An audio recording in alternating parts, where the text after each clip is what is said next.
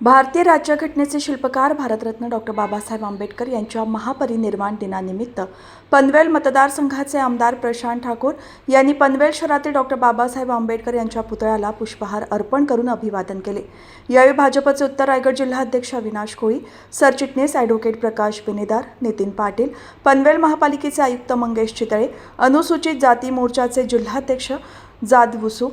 सरचिटणीस श्याम साळवी, ॲडव्होकेट शिव कांबळे, अक्षय मिसाळ, अमोल जाधव, अनुसूचित मोर्चाचे पनवेल शहराध्यक्ष रावसाहेब खरात, राहुल वाहुळकर, संतोष म्हस्के, प्रकाश सोनावळे, भारतीय बौद्ध महासभेचे अध्यक्ष महेंद्र मोरे, पनवेल तालुका अध्यक्ष सुनील वाघपंचे,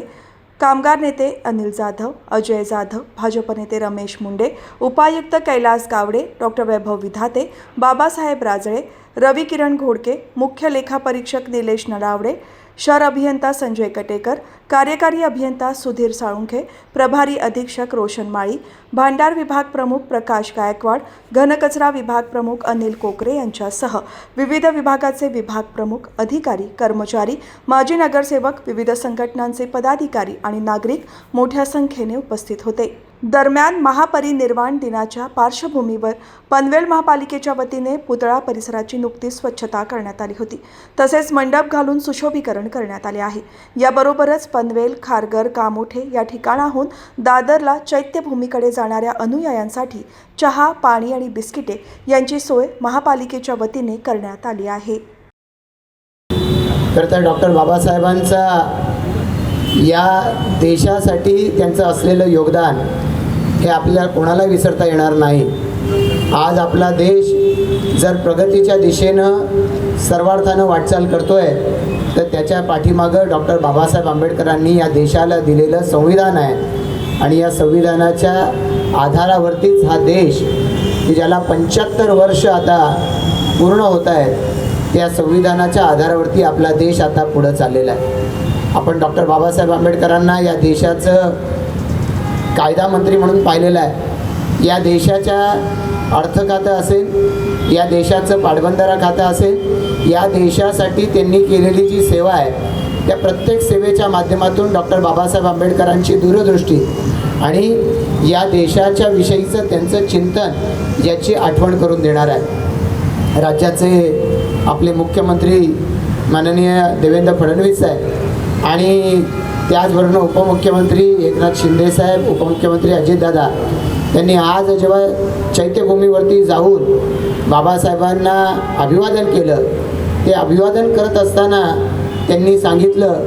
की या देशाचे घटनाकार म्हणून बाबासाहेब आपल्याला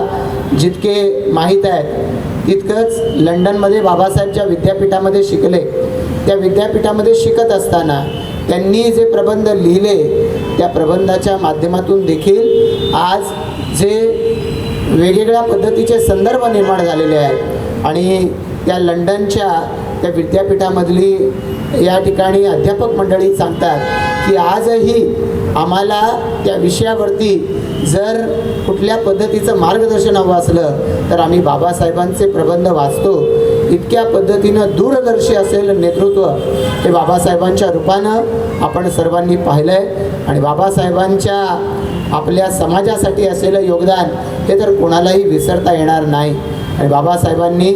आपल्या सर्वांचा उद्धार करण्याच्यासाठी जी पावलं उचलली आणि त्याच्यातून ही सर्वसमावेशक अशा पद्धतीची धोरणं बाबासाहेबांनी निवडली आणि त्यामुळे हा देश, या देशाची घटना आजही आपल्या सर्वांना मार्गदर्शन करू शकते। बाबासाहेबांच्या या ठिकाणी अभिवादनासाठी आज जसे आपण या ठिकाणी जमलो आहे, चैत्यभूमीवरती लाखोंचा समुदाय कालपासून इथं एकत्रित व्हायला सुरुवात झालेली आहे आणि दरवर्षी बाबासाहेबांना त्या ठिकाणी जाऊन अभिवादन करत असताना तो देशातला प्रत्येक नागरिक आपल्या सर्वांच्या वतीनं बाबासाहेबांना त्या ठिकाणी अभिवादन करत असताना त्यांच्या या भारत देशासाठीच्या योगदानासाठी त्यांचं पिढ्यानपिढ्या आभारी राहील। मी सुद्धा या निमित्तानं आपणा सर्वांच्या बरोबरीनं बाबासाहेबांना अभिवादन करत असताना त्यांच्या या देशासाठी आखून दिलेल्या या